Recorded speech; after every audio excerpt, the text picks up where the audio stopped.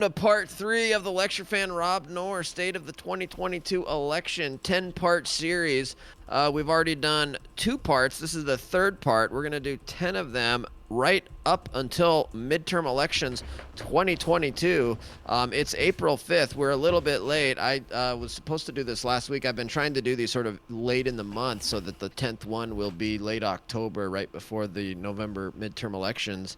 But we're a little bit off. But man, I guess my first comment to start this off is that it seems like this is just flying by, and the election's going to be here before we know it. I mean, we're 7 months out. We are literally 7 months away from the election. It doesn't even feel like the election is really kind of ramped up yet to me. Does it to you?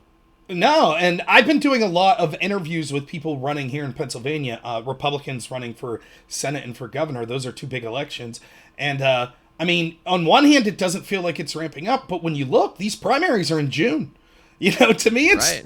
it's getting to that point where it's like, listen, these races, the primaries are going to be huge. And, I expect it's going to come fast and furious like everything in our news cycle. Like once it starts, it's going to be new news every day in many of these races, I think. Yeah. So what's going on with the Pennsylvania primary? Oh, I was looking up some of the Pennsylvania candidates. Actually, I can't remember. Was it McCormick? Yeah. McCormick So tops Oz in Pennsylvania Senate poll. What's going on in that race? So it looks like hopefully I'll get to interview all the people involved. So I talked to Perry County Republican Commissioner who had really good takes on this. His feeling is that right now the 2 frontrunners are McCormick and Oz. Now both of them have huge amounts of money.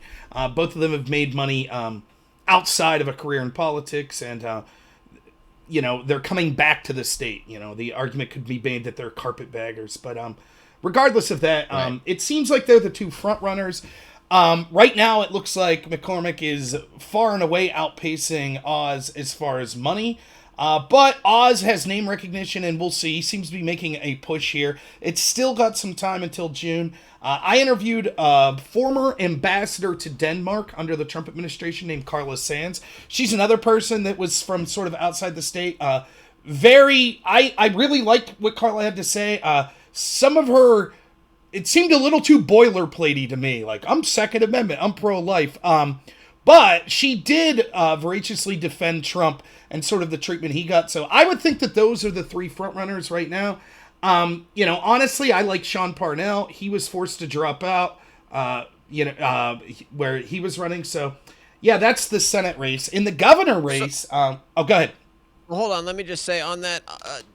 Previously, I think you had said that Dr. Oz, you weren't necessarily a fan of him, and to me, he's also seemed a little bit too candid. Frankly, I've been figuring out like how to kind of judge these Republican primary candidates because they all kind of say the right thing, right? So Yep. you have to really kind of look closely to figure it out. One way that I've really been able to kind of differentiate some of these candidates in the Republican primaries all across the country is if you go to their website and go to their issues. You can see some of them will call for deporting illegal aliens, and then other ones will not. They'll just say, "Oh, we need to secure the border," and blah blah blah blah blah. That's one Yep. where I've sort of like really noticed a differentiation. Dr. Oz has just never kind of struck me as like a true believer type. I don't know that much about McCormick though, so I think both of them seem more like run-of-the-mill establishment Republicans than sort of the populist or something you would see like Trump Republicans or something like that. Dr. Oz, he said some things in the past, such as he can't, despite being a doctor, he doesn't take a position on when life begins. That's something that Dr. Oz has said, and he sort of said some other things that are troubling that makes you think he would be more in the vein of a Mitt Romney than Jim Jordan or something like that. Now, the truth is, they're going to be running against John Fetterman. Fetterman's a radical. He's attacked the Second Amendment. He's a big name. He'll be tough to beat in Pennsylvania. He's big in Philadelphia. So, unfortunately, whoever wins that, even if it's a rhino that wins that primary, Fetterman is as radical as they come. So, so I'm hoping you that gotta someone vote. like yeah, I'm hoping that someone like Carla Sands starts to get momentum. And, Carla is from Western PA. Pennsylvania is very strange because Republicans that are from East Pennsylvania oftentimes struggle to get votes from independents and Democrats in Western Pennsylvania. But Republicans from Western Pennsylvania, there are a lot of Democrats in Pittsburgh and the suburban areas that are willing to vote for a Republican if they feel that they're a local and kind of have the local issues at heart. So traditionally, Republicans from Western Pennsylvania have done better. So we'll see if someone like Carlos Sands or some of the other people can pull that out. But right now, the only, that Carla's the only Senate candidate that I've interviewed. We got some more coming up, so hopefully I'll have more to say about them. Yeah, so then you were going to start talking about the PA governor's race. That was what I was that's reminded me of kind of what my thought was on that because I looked at the Pennsylvania, and this is what kind of seems weird to me about Pennsylvania, especially when you look at the Senate candidates. You've got Doug Mastriano actually leading the poll. Latest poll from Emerson from late March shows Mastriano up 4 on everybody else. And Doug Mastriano is like a true like Trump sort of America First Republican, like a true believer, true conservative. Is he not? Yeah, I mean, right now, Mastriano's who I would be cheering for. Formerly, I really liked a guy by the name of Jason Ritchie. I'd interviewed him 3 or 4 times. He was big into a 0% income tax and sort of energy independence. He wanted to start really fracking and doing other sorts of energy. He dropped out and has endorsed McSwain. McSwain sounds interesting, but again seems more establishment. Mastriano is sort of in the Trump vein of anti-establishment. I need to talk to him, though, because one of the things that Mastriano got national attention for was railing against the 2020 election and the shenanigans that happened in Pennsylvania. But the change to voting occurred through something called Act 77, and the Republicans voted for it, including Mastriano. In fact, almost all Republicans voted for it. And they thought that it would be, because of COVID, we'll have temporary voting that will be through mail and things like that. And then afterwards, they were like, we didn't like how that came out. So it'll be interesting to see what Mastriano says. But yeah, I think that his sort of, to me, he's in the vein of the Republican I most that I think would be willing to fight. That would be someone more like a DeSantis, is how I would view him if he was elected. Yeah, but, it's from an outsider, it's just kind of weird to see like these more establishment, sort of like the Dr. Oz types in the Pennsylvania Senate Republican, and then you look over and Mastriano's leading in the governor's primary, and it's just like, well, hold on, why are these like primary candidates so wildly different for governor versus Senate? Well, I think Mastriano, he's like Sean Parnell would have been in the Senate, in that they both had national name recognition because they were using social media. Plus, they were getting interviewed by sort of, I don't know that Mastriano's been interviewed by Tucker, but people in that vein. People that were questioning the election. Both Parnell and Mastriano were out there. And I think, despite what you might hear in other places, election integrity is probably the biggest issue for most Republicans that I know here in Pennsylvania. So they're going to go towards someone like Mastriano. There's not really that equivalent on the Senate side. And in the Senate, so because that name recognition of someone fighting sort of corruption hasn't came out as much, I think what you're seeing is the people that are the big spenders are able to get their name out there. Mastriano, look, they won't tell you this, but there is scuttlebutt that I hear that a lot of the sort of establishment, run-of-the-mill Republicans, like your commissioners and stuff like that, they don't like the fact that Mastriano is sort of running a campaign outside of them. They would rather someone contact them and run through them.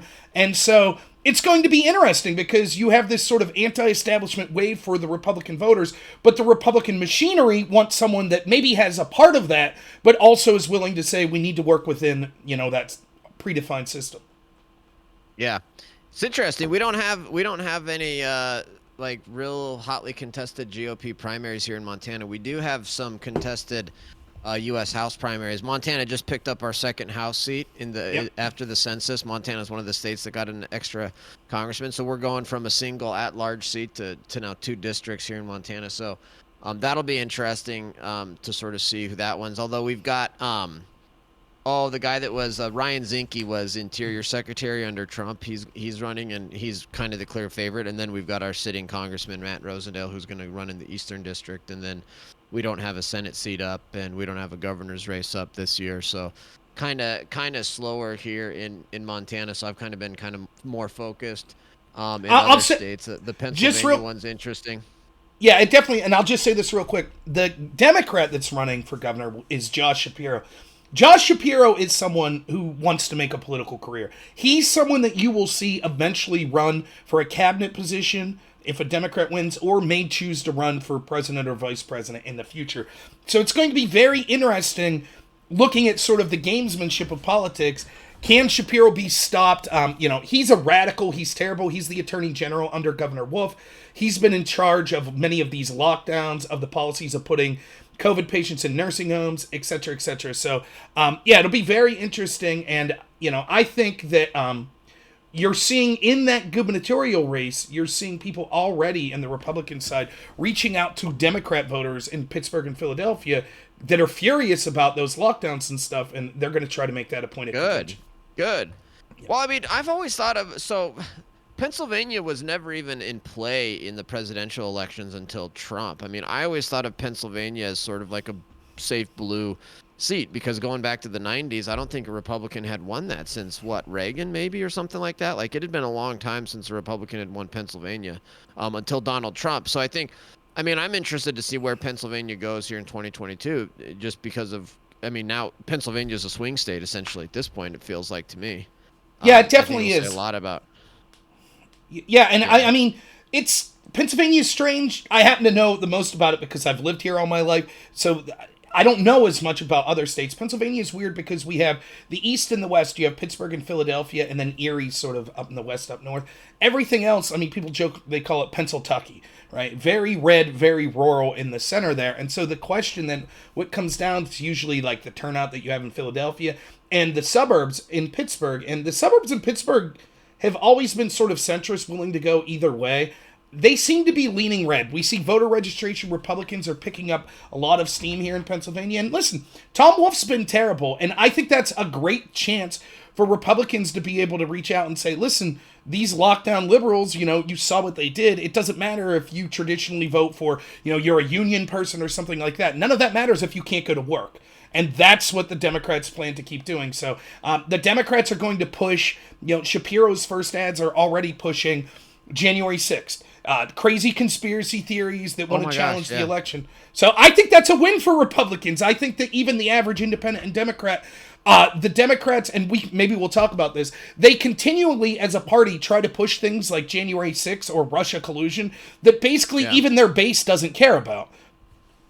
Right. No, it's amazing. So I actually realized this just this weekend. I was watching Meet the Press. I watch the Sunday shows just for old time's sake and just to laugh at the mainstream media and to criticize it, and people like it. But I realized watching Meet the Press this Sunday that, wow, the Democrats are actually going to run, the midterm campaign is going to be an anti-Trump campaign. That's their strategy. Their 2022 strategy is Trump, Trump, Trump, anti-Trump, anti-Trump, anti-Trump. And they made that crystal clear, these Democrats that they had on Meet the Press, and of course the media operatives on there and stuff too. And they were talking about how that's basically the strategy. And then I was like, oh, so that's why the media is still obsessing about Trump 24/7. And like, Trump hasn't been in office for over a year, and we've got one of the biggest disasters in the White House of all time and some of the most horrific stuff happening in the country. And the media is still like running stories about Trump did this or Trump said that or January 6th that. Nobody cares about January 6th at all. It's crazy. But that's their actual strategy for 2022. I think it's a failing strategy, because I think the American people are going to be like, dude, nobody cares about Donald Trump. And in fact, actually, we look back on how life was under Trump, and it was actually pretty darn good. So like, what are you guys talking about? Yeah, it's very difficult. What would you run on if you're them? In every aspect, the Democrats, look, what you see in the country right now, we have the executive is controlled by the Democrats. The House and the Senate are controlled by the Democrats, in effect. So what are they going to run on? Domestically, it's been a disaster. The reason that they were able to pick up as much as they did in 2020 was because of COVID. Well, they've been even worse on COVID. So that hasn't worked. The economy's terrible. Foreign policy-wise, is anyone with a straight face going to argue that we have less tensions across the world now with the Democrat control than we did under Republicans or Trump? Of course not. So but it's weird because if I was a strategist, if they hired me, there are things that they could try to do, right? Just because you've been a disaster on something, you could say, well, that's because of external factors. Now here's our plan with the economy going forward. But this is what they did for years, even when Trump was in office. every news station that you turned on was talking about Russia collusion, Russia collusion, Russian collusion. When they polled Democrats, it was like their ninth most important issue. And so the two Right. big issues they were running on before the Ukraine situation was sort of January 6th and Trump, and then voter suppression. And neither of those rank in the top five of Democrats in consistent polling. Right. So it seems odd, but it matches up with stories that I'm reading, and I'm sure you're reading them too. That basically says the scuttlebutt is that people within the Biden administration and the Democratic apparatus are ready for a shellacking. That they just basically are like, we don't know what to do. Like, we're gonna get Yeah. crushed in the midterms. No, that was there was actually I had a story here from New York Magazine, the Intelligencer, that I was going to bring up as a topic. It was about AOC saying that she was right about Joe Manchin and that Dems are in huge trouble. And so, yeah, you're right. That's all you're seeing, but it's like you got to be so careful about getting overconfident and stuff. But yeah, all these articles every day, everybody's talking about how Dems are in huge trouble. But then it's like they don't. I don't. It almost seems like they don't care, especially because you look at immigration and the border, that actually being a very high priority issue for a lot of Americans. I mean, that immigration and the border actually polls very highly when you ask people, what do you care about? And Biden is about to get rid of Title 42, which is going to cause a huge spike in oh, this was another crazy thing that happened on Meet the Press. Is one of these Democrat media operatives was talking about how, yeah, this title, if Biden gets rid of this Title 42, then that could cause some problems because there's the Republicans and the Republican base, they care a lot about the border and they care a lot about immigration and illegal immigration and stuff like that. But once you start talking about human trafficking, then you start to pick up the independents too. And it's like, really? So you don't get Democrats when you start bringing up human trafficking? It's like, no. You can literally like talk about how this is causing human trafficking at the border, and that's not even enough to get Democrats to really be concerned about our open border, even though there's like legitimate human trafficking being caused because it's a wide open border and the opportunities there. Yeah, and I think that, again, you see this with Hispanics. Hispanics are sort of, in many places, are equaling out as Republican voters or heavily going that way. In some places like Florida, it seems to suggest that Hispanics are actually more Republican at this point, and that's devastating. That's absolutely devastating for the Democrats, and they know it. Where they're picking up is sort of suburban women, right? White women. That's where Democrats picked up in 2020, but they're losing their share of minority votes, like the black vote, and particularly the Hispanic vote. The reality is, people think that, oh, well, the Hispanics must favor small taxes or other things like that, and that might be true. I think Hispanics tend to be more conservative than even the white population on average. But one of the big issues when you talk to legal Hispanics here is the border. They know, right? They understand. They see what's happening. Whether you're a first generation immigrant or you're a third generation immigrant, you came here the right way. You see the problems, and you probably live in communities where a lot of these traffickers and things like that are coming. So there was that one county in Texas, for example, that's overwhelmingly Hispanic that went Republican for the first time. And the reason is they're being inundated with all of this human trafficking, drug smuggling, cartel wars right across the border. We have cartel, and so it's the story that the media one of the things the media is very clever at doing, and the Democrats are burying stories, the sin of omission. And to me, it's one of the biggest stories out there that even I should be talking about more. Yeah. Well, so why do you think so I guess like two points here first, and I'll get your take on this. So the first one, I don't know, did you see that Biden extended the student loan payment pause? And I don't know if you're following the student loan story, but the Democrats have just been hammering Biden. You need to extend this into next year. And the Democrats have been sending letters from Congress and really hammering Biden saying, extend this all the way through next year. And of course, it's like, I wonder why Democrats would want the student loan, payment moratorium extended through next year. What's that about? And, okay. But then Biden only extends it though to August. And so is Biden really going to demoralize the Democrat base by forcing 40 million people to restart their student loan payments in August when he literally, I guess we're at a situation in our country now where the president just gets to decide whether people have to pay back their student loans or not. But like, it doesn't make sense to me. Why would Biden extend the payment pause, but only to August? Why wouldn't he do what the Democrats really wanted him to do, which is put it out until January. Why won't he do the executive loan forgiveness to try to help Democrats? And then why would he get rid of this Title 42 mechanism that's been a critical component of our border security ever since the pandemic began? And why would Biden then, because they're saying that right now we're getting like 5,000 to 7,000 illegal immigrant encounters at the border every day. And that is predicted to go up to 18,000 to 20,000 a day. It's going to cause this massive border crisis by getting rid of Title 42. Like, what is Biden thinking on all of this stuff? Does he not care about the midterms? And then we got to get into the stuff about how now all of a sudden the media is confirming all of this Biden corruption. Like, what is going on? Is there a war going on? Are they trying to get rid of Biden? And is Biden like trying to like fight back by saying, I'm not going to do these things that are going to help the party in the midterms? Like, do you have any thoughts on any of that stuff? Yeah, so the student loan, two possible explanations. Well, first, I'll just say this. Biden doesn't make any decisions. Unfortunately, he's an old man with dementia. So there's some strategy going on with the people behind him, right? Biden, I saw a video today. The poor guy couldn't find his way around at the podium where he's just wandering aimlessly today. It's sad. It really is. It's sad. And we are as close to World War III as we've been in my entire life. And we have a person as the figurehead that basically doesn't know where he's at half the time. It's a sad, dark time for the United States. So just some potentials to answer your first question on the student loans. Two possibilities that I could think of. One, they want a sort of October surprise, but maybe in August. And so they think, if we redo this in August, then it'll be fresh in people's minds, so young people will go out and vote Democrat. Or it could be the opposite. It could be that they want people to say, well, hey, the president can't do anything anymore, so you have to vote for Democrats if you want your student loans forgiven so they can do something in Congress. That would be my initial thoughts. Oh yeah, so force everybody to start repaying their student loans in August, so then they get like, oh my gosh, if you don't want to pay this anymore, go vote. But otherwise, we're going to force you. The Republicans are going to force you to pay, even though Biden is the one that did it.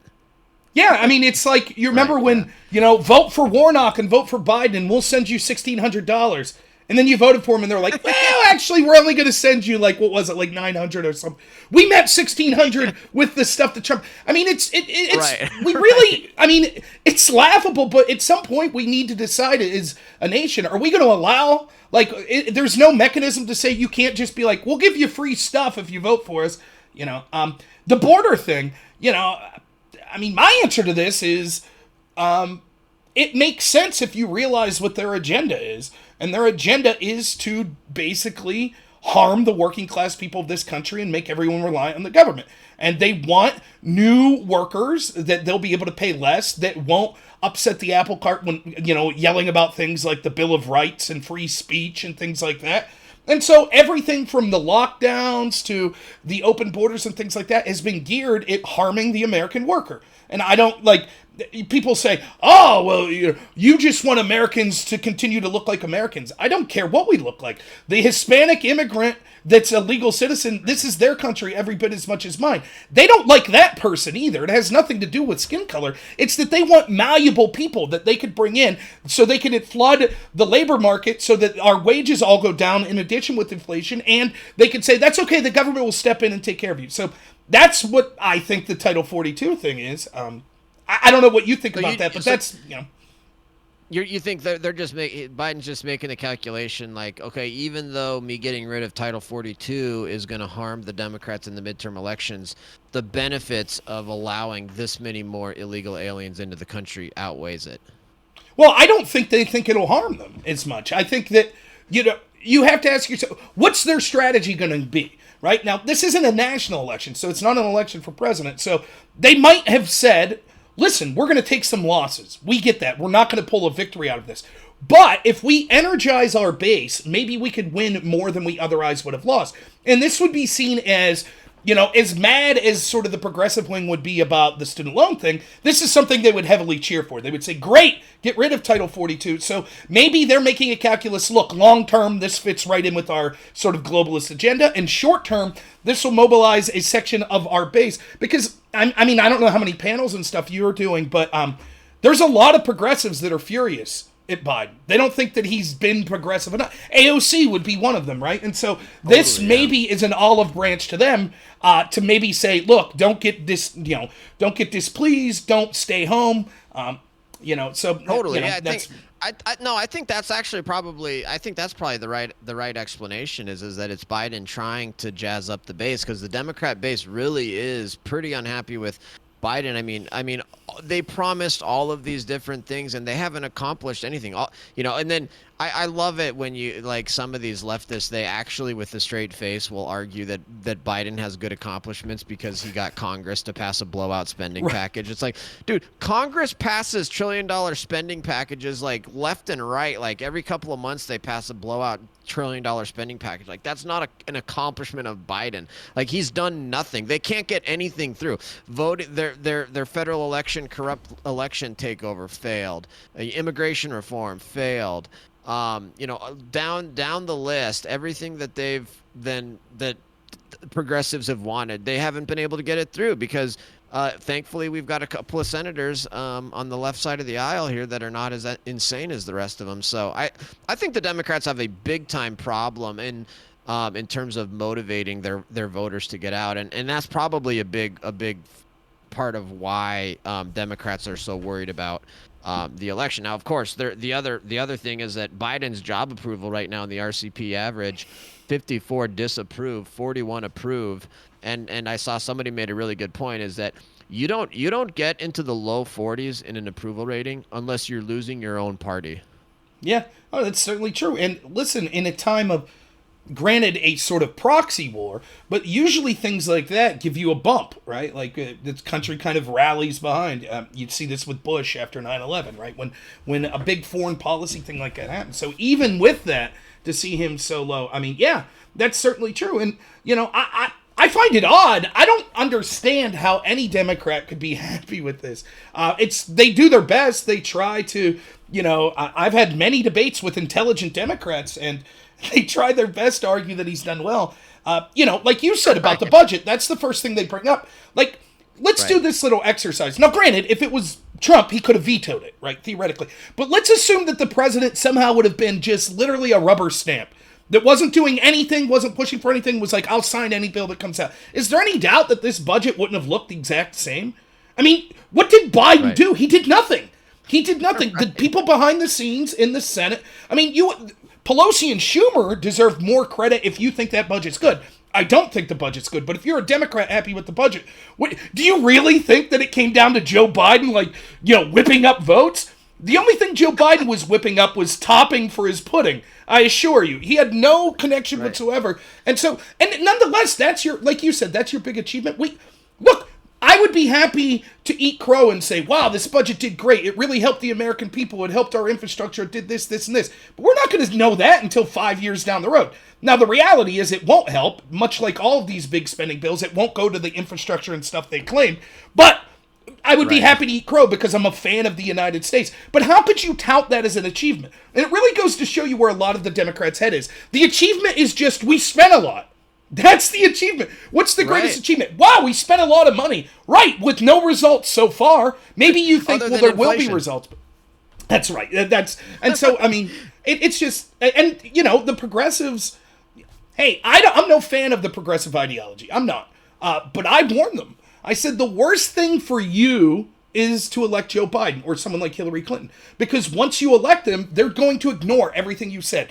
If Trump was still in office, then we would at least see the media and people paying lip service to the progressives, right? Because then it would, and you would hear those issues. But once Biden was there, all of a sudden, we don't really hear about Black Lives Matter, except, their corruption, spending millions of dollars. All of a sudden, we don't hear about so much of that. The student loan stuff, all of this stuff, Medicare for all. All of this stuff that the progressives wanted, now it's on the back burner because they made a mistake. They voted for a corporatist sort of run-of-the-mill Democrat that's been there for 47 years, and they thought radical change was going to happen. So, yeah, you're right. It's that 41%. There's an awful lot of progressives that aren't happy with them. My question is, who are these 41%? And the reality is, I'll tell you who they are, and I guess it kind of makes sense with what we talked about earlier. They're people that hate Trump. And so it's like anyone who's not Trump is good. They're not going to admit, okay, we picked a really bad choice. They'll continue to say, but Trump would have been worse, so I think Biden's doing good. Not because he's good, but because the boogeyman Trump was bad. That's why I suspect people are saying they like Biden. Yeah, so okay, so what's funny though is about that. I've got the latest numbers from the RCP averages.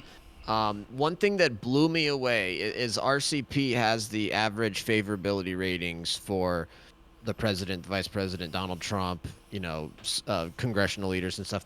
Donald Trump has a higher net favorability rating right now than either Joe Biden or Kamala Harris. And sure, he's out of office, and that his numbers go up when he leaves office and stuff like that. But I was stunned by that. Trump having a higher favorability rating than Biden and Kamala Harris. Kamala Harris is just so bad. She's bringing the Biden administration down. The right track, wrong track poll, 65% say we're on the wrong track, 27% say we're on the right track. Congressional job approval, 68% disapprove, 22% approve. And then I looked at the generic congressional ballot again. The GOP is still leading the generic congressional ballot, which that sort of flipped here the last couple of months. We've talked about that before. For the first time ever, the GOP is leading in the congressional ballot. So I think you look at Biden's job approval, the right track, wrong track, the generic congressional ballot, how just horrible the progressives feel. And the Biden administration is so weird because it's like Biden won't stand up to the radical left, but he's also like not really accomplishing anything for them. So he's getting the worst of both worlds. Like Yep. he's getting all of the flack and the sort of attacks because of he's nominating progressives. I mean, his nominees have all been, straight down the line hardcore radical left progressives. And he supports these radical left bills, Build Back Better, the federal elections takeover bills, all of this crap that's really, but yet, in actual like reality and actual change and stuff, like he's not accomplishing anything that any of these people set out for. And then the AOCs are mad because Joe Manchin exists, and it's like, sorry, progressives, Joe Manchin, he's a U.S. senator. Like, sorry, I know you hate Joe Manchin, but he's a U.S. senator. Get over it. Yeah, I mean yeah, I mean you're absolutely right. I mean you nail it. He's in this weird between a rock and a hard place, right? And I Yeah. think I talk. My big issue is corruption. I see that there's corruption with our establishment all over the place. But I think one of the things that I forget sometimes, in addition to that corruption, is just outright incompetence. And you can see it, like, look at Kamala Harris, right? Like, it's incredible incompetence. Biden maybe at one point had the wherewithal to be president, even if I would have disagreed with him, but those days are long gone. He's declining health, declining mental faculties. Pete Buttigieg, you listen to him. He's someone that I would have said 2016, 2018, he seemed smart, even if I disliked him and I thought he was disingenuous. Now to listen to him talk, it's unbelievable. And it's almost like they just thought, and I think there is a lot of truth to this. Listen, we don't really have to try anymore. The lesson of the 2020 election was Joe Biden didn't campaign basically the last 2 months.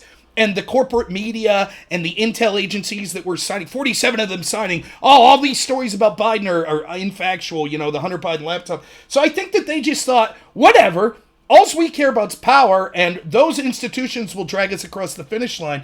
And I don't think they expected it to be as hard as it is.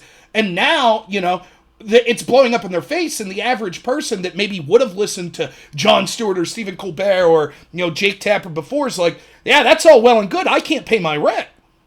There's a crisis at the border, and so, homicides are going up in cities, fentanyl overdoses, like, this stuff's affecting everyone. And so now they're just kind of like, oh, we don't really have a plan, and you can see it when you hear Jen Psaki just saying, it's Peter Doocy asked her that time, was like, is the White House's plan just until the midterm to just blame Russia for everything? Yes, that's literally their plan. Right. They don't have solutions, so at this point they're, relegated to just saying, well, it's not our fault. It's all Right. COVID, it's all Russia, And then, and of course, yeah. And then, of course, censoring anybody that disagrees with them. That's one of their main strategies, right? Is because they can't win the actual arguments, and so they have to rely on censorship. But I agree with you on the corruption thing. Speaking of which, couple of points on that. Amazing to see the New York Times and the Washington Post both in the last month confirm that yes, the Hunter Biden laptop is real. Yes, we've been able to validate every single one of the emails on that laptop. So you find they oh, here's Hunter's laptop. Okay, let's see. Pull up an email. Okay, that email is to Joe Blow. Okay, go to Joe Blow. Joe Blow's like, hey, do you have an email? Yeah, he pulls it up on his phone. The exact same email right on his phone. You know, it's like, okay, obviously this has been like confirmed. And so now Washington Post and New York Times both, and I don't know if you've seen the Washington Post article. I highly recommend reading it. Yep. It came out like a month and a half ago, or not a month, like a week and a half ago. And the same with the New York Times. But they're basically, and they're like the Washington Post ran an entire piece on Hunter Biden's dealings with our foreign adversaries and talking about how millions and millions of dollars were flowing into Hunter Biden's entities and all this stuff, and that Joe Biden was sort of implicated in a lot of it. And I was kind of blown away to see the mainstream media finally do that. And I just thought, like, what is going on? Like, is the New York Times, this is where I'm like wondering, are they actually trying to take out Joe Biden? Are they trying to get Joe Biden to leave office? Because honestly, when you look at the stuff that's on the Hunter Biden laptop, where and all of the other stuff that the Senate GOP has disclosed about all of these, we've got bank documents literally showing $1 million going to Hunter Biden from our foreign adversaries, you know, and we've got all of this proof and this evidence that Joe Biden was literally selling his office and selling his influence, and Hunter Biden was getting rich off of it. And then there was another story about how the Secret Service is spending $30,000 a month to rent a house in Malibu so that they can protect Hunter Biden. And so it's like, to me, this is impeachable stuff. Like Joe Biden's corrupt, and we have proof of it. And he's lied multiple times about this, and he knew everything that was going on with Hunter's foreign business dealings. And now that we've, you know, that it's amazing. Of course, we can talk about how the censorship and the lies about the Hunter laptop and how much, you know, the misinformation from the American left makes Putin blush. But it's just so bad. But I mean, what's going on with the mainstream media? Do you think, like, finally confirming the Hunter laptop story and everything that's there? So I think that there's a couple possible explanations. The first is you always see this is the play that you see from our establishment Democrats, the media, the tech companies, intel agencies over and over, which is they call you a crazy conspiracy theorist. They want you censored, if not outright censored, just brushed off as a conspiracy theorist. And then once it can no longer harm them, they're like, oh, okay, I guess there was some truth to that, but that was a while ago. You know, the hashtag believe all women. What about Juanita Broaddrick? Yeah, I guess we should have did something back then. Oh, well, it's over with now. And it's not like Bill Clinton's with the Democrats anymore. Really, he's speaking at the women's rallies, right? That's what he's with Kamala Harris speaking. So, you know, they always, when they think that it no longer affects them, they're like, well, now we can tell the truth. So I think there's some of that. They would rather it come out now than in 2024 if Biden's running, right? So now this story hypothetically won't harm the run-of-the-mill Democrat running for, you know, a Senate seat, but it'll harm Joe Biden. So that's number one. Number two, I think that maybe they realize that Biden's an albatross, and so this is part of their way of being like, look, we're just going to show the Biden administration we're going to keep going hard until he makes the decision to say, I'm not going to run again in 2024. I'm getting old. You know, I have some slight medical problems. I think that's part of it. The other option, I'll just say real quick, is I would be shocked if Biden's DOJ ends up doing anything of substance to Hunter Biden. I would think that he'll probably plead guilty to failing to register as a foreign lobbyist or something like that. And then the DOJ and the intel agencies and the media will say, there we go. Yep, we covered it. We looked into it. That's all it was. A harmless, didn't register as a foreign lobbyist. No connections to Joe Biden or the Democrats. See, we talked about it. Now let it go, which we shouldn't do. And again, the story is bad. We could spend 2 hours talking about the story, but I'll just say this. It might be that the cover-up was worse, because as much as Russia could have influenced an election, or China, no one has the ability to influence our election like the U.S. media, corporations, tech companies, and our intel agencies. And all four of them combined to influence the election right before 2020, and that is not a free and fair election. They want to talk about Viktor Orban in Hungary not being a free and fair election. You didn't see this level of collusion of all the major institutions in Hungary like you did in the United States. So it's really bad, and Republicans better stand up and hold people to account, or this stuff will happen over and over again in perpetuity every election year. Yeah, yep, totally. They did the same thing with the Russia hoax. Oh, we got the FBI agent. We got one FBI agent that lied on a form. Oh, okay, done. Although I still don't think that story's done. Did you see that the Hillary Clinton campaign had to pay a fine for falsely reporting money they spent on the Steele dossier? Yeah, it's outrageous. When you talk to people, right, that want to keep bringing up Trump-Russia collusion in the Mueller report, they'll say stuff like this. Why did Manafort initially lie? He's a scumbag. He wasn't colluding with Russia, but he was trying to capitalize on his position, no doubt. And that's on Trump for having a scumbag to be his campaign manager. But if we want to talk about lies, remember, the Steele dossier for a year, the DNC and the Hillary camp were saying we didn't have anything to do with it. It wasn't until it started to come out they were like, okay, we paid for it. And now we're just now getting to 5 years after we learned that, where they're actually paying fines because that was campaign stuff. Now, remember, I was told that the whole thing is just nonsensical. The allegation was we needed to investigate Trump for trying to get dirt on his opponent Hillary Clinton from Russians. So how did they seek to prove that? By the Hillary Clinton camp working with Russian spies to get dirt on Trump. Right. And it's all coming out now, and they just want to bury it. They want it to go away. The Durham filing is incredible. That shows, that there was a tech executive, Rodney Jaffe, who was paid, or who was working with Sussman, the lawyer that was working with the Hillary camp, that was exploiting data that they had access to, working with Georgia Tech, students at Georgia Tech, to concoct the Trump-Russia collusion story. The whole thing started as a campaign strategy from the Hillary team. It is. I mean, it's staggering. I mean, especially for people like me and you that follow that stuff closely, whether it's the Trump-Russia hoax that from the beginning to the end, whether it's the Hunter Biden laptop. It seems like all of that stuff, like we've been right on it all along, right? We've been talking about this stuff for years. We were considered conspiracy theories, and we've been 100% proven right now. Even the Washington Post and the New York Times, now admitting we're right. The Hillary Clinton campaign paying $100,000 plus fine to the FEC for falsely reporting money they spent to get the Steele dossier. They falsely labeled that money and lied about that. And I'm just like, all of this stuff coming out, this seems to me like this should be huge news. This should be what everybody's talking about. This should be front page breaking news. Like the Republicans should be talking about this stuff on the campaign trail for the midterm elections, talking about, look at this. Look at how corrupt the Democrats were. I always thought the 2020 election, the most important thing about the 2020 election was whether or not the American people would say that we're okay with a corrupt Democrat Party using law enforcement and intelligence agencies to spy on a political opponent and make up hoaxes. And now, and whether as an American people we're comfortable with a corrupted, compromised president who literally would sell America down the river for $1 million to our foreign adversaries. And now both of those things have been confirmed, and it's like nobody's really talking about it. I don't understand it. This should be like the number one thing. It feels like to me.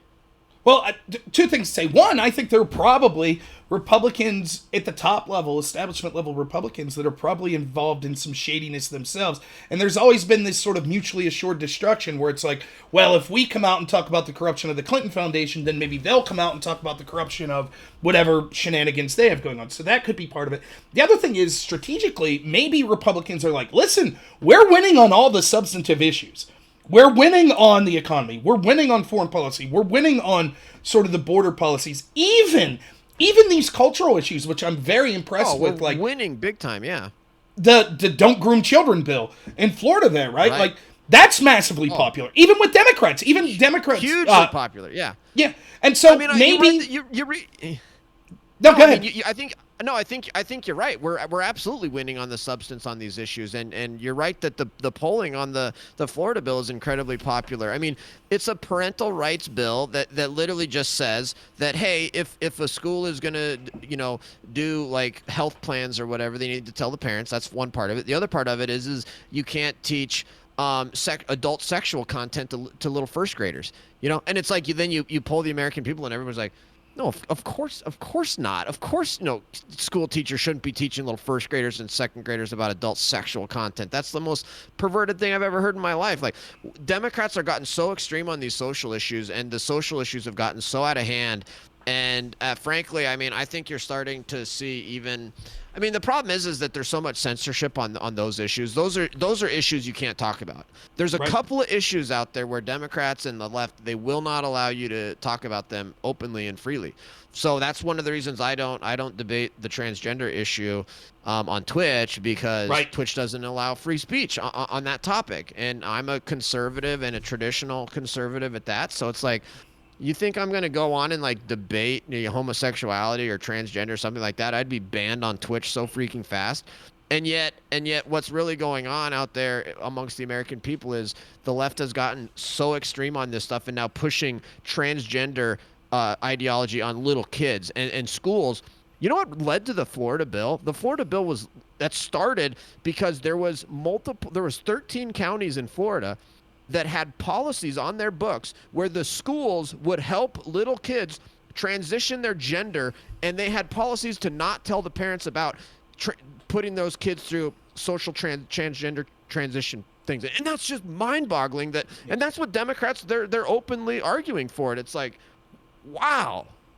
Yeah, and one of the strategies we see when you have all of the institutions on your side, like the Democrats currently do, you're able to shape the narrative. You could ignore the border story. You could ignore the corruption story. And it's very difficult to crack into that, even people like us end up talking about what we hear in these mainstream outlets. And, I think both me and you try to focus on the stories that they're not covering, but that's just the reality. And one of the things they do is they just lie about these bills. For example, remember the big bill, the Georgia voting bill that caused Major League Baseball to move the All-Star game?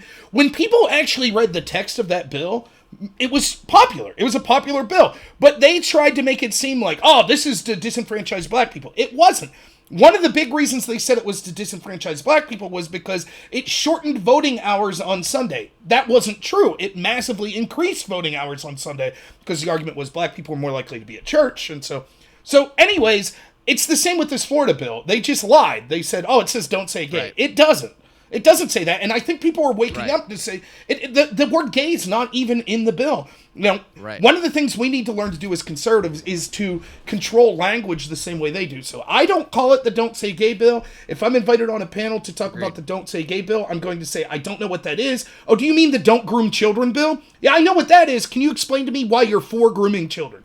And that's the way we should play the game. If you're, Amen. And I don't want to hear, but it doesn't say grooming in the bill. Doesn't matter. That's the context of the bill, to not groom children. Clearly you're for it. Clearly Disney's for grooming children. Clearly these Democrats nationally are for grooming children. And I hope, if the Democrats think, well, you know what, instead of Russia and January 6th and Trump is our main issue, we're going to go for this Don't Say Gay bill. I hope they do that, because that is a loser. And the American people, even people that traditionally vote Democrat, are like, enough is enough. Even, and this is the irony, like, you see tons of people that are like, I'm a Democrat who's gay. This bill doesn't say don't say gay. There is no reason to talk to K through third graders about this stuff. So, hey, I'm all for it if the Dems want to run on this issue. It seems like the Dems are imploding. They're going crazy on so much of it. And the Dems, I feel like they are really they're like the Biden administration. I mean, the Biden administration is like a microcosm of the entire Democrat Party, where Biden's not really an extremist deep down. He doesn't believe in any of this radical stuff, but he is so scared of the radical left base that he's pushing all of this radical left stuff. And it's the same with the party and a lot of their candidates. They're terrified of their own base because their own base is so vicious, and they'll rip anybody apart and they'll turn on anybody in a second. And so they're pushing this sort of radical view, even though they themselves don't believe it, and even though that they know that it's bad for politics. Hey, we got 15 minutes left here. Let's do some quick hits. Did you see that Biden signed the anti-lynching bill? Yeah, thank goodness. I couldn't walk down the street. I know, it's such a major problem in this country. Like, oh my, and there's so many people that are in favor of lynching. I mean, thank goodness the Democrats focused on that. It's like, really? Yeah. Who's in favor of lynching? Yeah, it's so ridiculous. Remember, this was a bill that Kamala Harris was pushing when the Jussie Smollett thing came about. And there's a lot of sort of theories going around that was part of what Smollett was thinking, whether he'd been in contact with Kamala or not, which was, oh, see, we need a bill like this because even a famous black man like Jussie Smollett. And so, yeah, it's just, how many of these I mean, you can count the number of times on a hand that there's been actual racist attacks like that have been reported nationally. 90% of them, it seems, that are reported nationally. Oh, swastika drilling on the bathroom of this school ends up being a hoax. Someone that was left-leaning or someone that was Jewish or black ended up doing it for sort of this victimhood culture. So that's all this is. It's trying to go with their narrative that this is a super racist country, and they're like, we're doing something about it. They're not. Black Americans are worse off under the Democrat and the Biden administration. Homicides are going up. Right. If we really cared about Black America, we'd be fighting inflation. We'd be concerned about working with America first, and we would be trying to do what we could to stop these violent crimes that are occurring in the inner city. And it ain't lynching. No kidding. And, oh, by the way, lynching was already illegal, Democrats. Right. I don't know if you guys know that, but lynching was already illegal. So speaking of which, gas prices and inflation, obviously a huge deal in the midterms. That only hurts Democrats as far as I can tell. You disagree with that? No, I totally agree. And the American people are smarter than the Biden administration's giving them credit for. You know, CBS, the day that Russia invaded, CBS put an article out that said gas prices going up because of Russia invasion.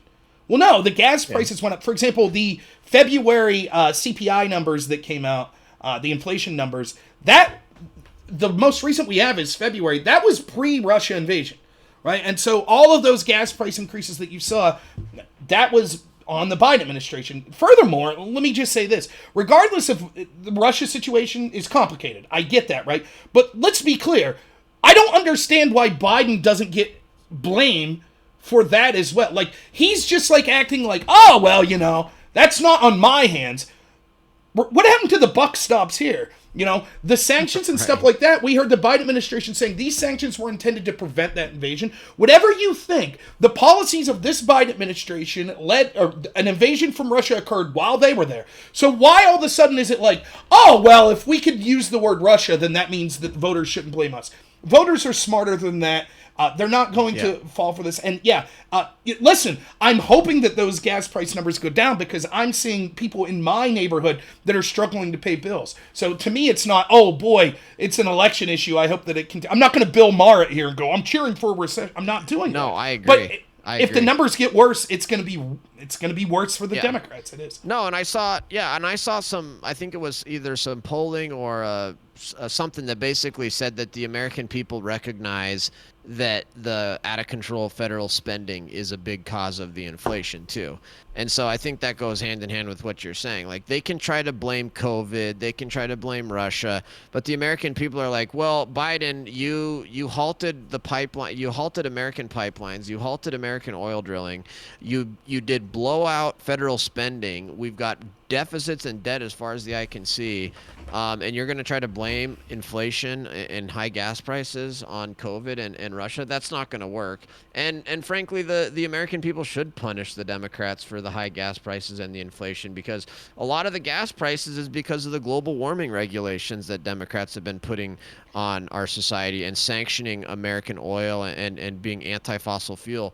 And it's like, dude, I get that you guys are worried about global warming, but my electricity bill and my natural gas bill and my fuel bill for my vehicle is just outrageous, hundreds and hundreds of dollars a month higher than it should be, and it's all because of this global warming nonsense. And frankly, I've always thought that Republicans need to be very, very clear on this issue and talk to the American people and ask the American people, are you willing to lose money? Are you willing to have money taken away from you, all because of this global warming fanaticism of the left? And just real quick, like, imagine where we'd have been if 10 years ago Republicans had been making that case. We would have been expanding the clean energy, including fracking, natural gas, things like that, in the United States so much that we could be exporting to our European allies. Then we wouldn't be beholden to Russia like we are. We would have it's cleaner than the stuff that Russia's going to export. And we wouldn't be looking at possibly the end of the petrodollar, which is, if you think that things are bad now, wait until that happens. right? And there would have been still a gradual, as things became profitable, there would have been a gradual shift to cleaner energy, whether it be cleaner fossil fuels, nuclear, or even the sort of renewable energy that Democrats want. But instead, they virtue signaled. And you can see this everywhere. They do this with everything. So while they were telling us that Americans needed to suffer a little, you needed to sacrifice more, as soon as we're in a pinch, we're calling the OPEC countries like, can you send us more? Can you send us more fossil fuels? I mean, it's a joke. It really is. It's pathetic. I mean, it's honestly outrageous, especially when we've got fuel and we've got fossil fuels here in the United States. I mean, and then Biden, canceling American pipelines, but then saying Nord Stream 2 could go ahead. And then when Russia invades, saying, oh, never mind, no, you can't have Nord Stream 2. It's like, well, if you're not going to let Russia have Nord Stream 2 because he invaded Ukraine, then why did you let him have it in the first place? Like, Trump was able to stop Nord Stream 2 even though it was already mostly built, and he was still able to successfully stop it but then Biden did it because, whatever, he wants to help Germany or whatever his stupid reasons are, but then immediately backtracks and says, oh, never mind. Actually, you can't have Nord Stream 2, and it's like, okay, wow. And here's the thing, right? Everyone has a different take foreign policy-wise. We don't have a lot of time. I'll just say this. You don't aggressively posture against your enemy if you're reliant on them. So for the United States and Europe to be like, we're going to keep provoking Russia. We're going to keep provoking them. And then Russia's like, okay, well, we're invading now. Now what are you going to do? And they're in this awkward position where it's like, well, we're going to sanction you, but not your energy exports. Could you please keep... Right. I mean, one of the most nonsensical things I heard was, you remember at the beginning of this, where the official Biden administration take was, well, we're sanctioning Russia, but we're also working with them diplomatically to seal up the Iran deal. Like, this is how ridiculous things have become, where it's like, you put yourself, the Democratic Party and establishment Republicans that didn't fight back, put us in a position where our global partners were reliant on Russia, and now we're in a bad spot. It is. There isn't a good answer now because of that. If we would have been preparing for the past 10 years with the resources that we had, we wouldn't need to. Sanctions and stuff would be irrelevant. We would just say, you have no power, Russia, because we're going to provide oil to our allies. Right. But, Trump got laughed at when he suggested this by the German chancellor and the German delegation. Right. Here we are. Yep, and he was right. So why aren't the radical left environmental global warming wackos criticizing Biden for going and begging Saudi Arabia to just pump as much oil as they possibly can? Because they know that their position's untenable, right?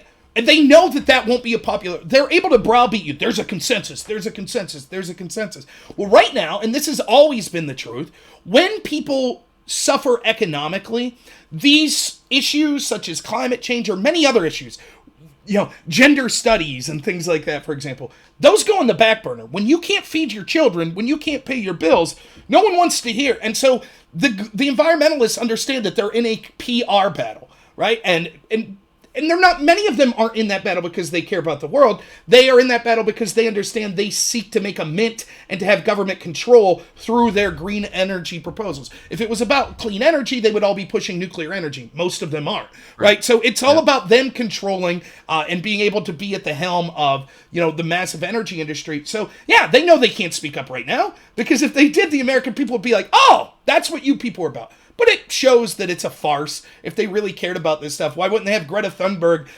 coming to the DNC lecturing us all about how greedy Americans should be paying $20 a gallon for gas? So did you see Beto O'Rourke's picture that he posted on Twitter? With the trans kids? Yeah. And then did you see Cernovich's response? I didn't see Cernovich's response, but I saw the shirt. It's just like, I support trans kids or something like that. Yeah, and then Cernovich responded, "Brush your teeth." Yeah, I mean he had some rough teeth there.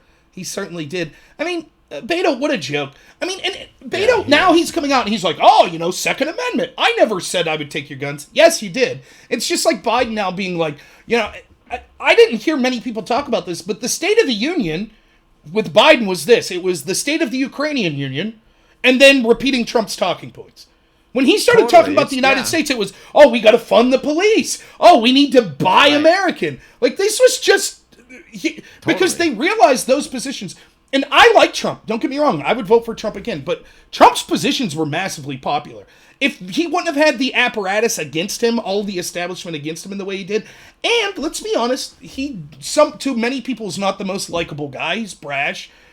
Many people like that. Some people dislike that. But the policies he had were popular. And so it's funny now watching, Beto O'Rourke and Biden be like, oh, let's fund the police. We're not going to take your guns, And then they'll lie and actually say, no, the Democrats have always been in favor of funding the police. It's actually the Republicans who are against funding the police because they voted against Build Back Better, whatever. It's just the gaslighting and the misinformation from the Democrats is insane. Okay, last issue here, and then we'll wrap this up. Mm-hmm. First off, did you see Sarah Palin is running for Congress, and did you see that she got the Trump endorsement? I did, and I'm for that. Okay, me too. I like listen, it's really funny coming from the Democrat, right? The same that wanted to be like, oh, Trump, you can't say this about Hillary. You got to walk on eggshells around Hillary. When you look at how the media treated Sarah Palin. Now, look, Sarah Palin, I don't think she's a dumb person. She talked kind of like George W. Bush. They talk sort of folksy. This is something that you can see the elitism of the Democratic Party, where they don't want people that talk like regular people. Well, I don't mind that. I don't want someone who's got a 200 IQ necessarily. I want someone who could relate to the American people and has policies that make sense to their people. And I think Sarah Palin will do a fine job. I think she did a fine job previously when she was in office. And so I support it. I think so. I think it only helps the Republicans to have somebody like Sarah Palin, big name like that, draw a lot of excitement. She's going to draw a ton of fire. She's going to totally expose the left as being the hypocrite, anti-women, like closed-minded, intolerant left that they really are. So I think that'll be huge. Hey, we made it to the end. Any overall comments on kind of where we're at in the election here at the beginning of April? I think right now it looks very good with the Republicans, as we've been saying in the previous shows. One thing that I would mention that someone I interviewed talked about, there is going to be an abortion case coming to the Supreme Court, probably in June.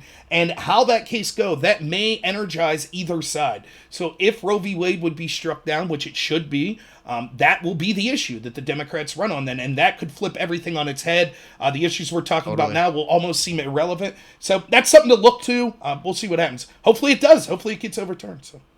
Yeah, no, amen to that. Well, right on. Thanks so much for doing it. And we'll plan on doing another one here at the end of the month.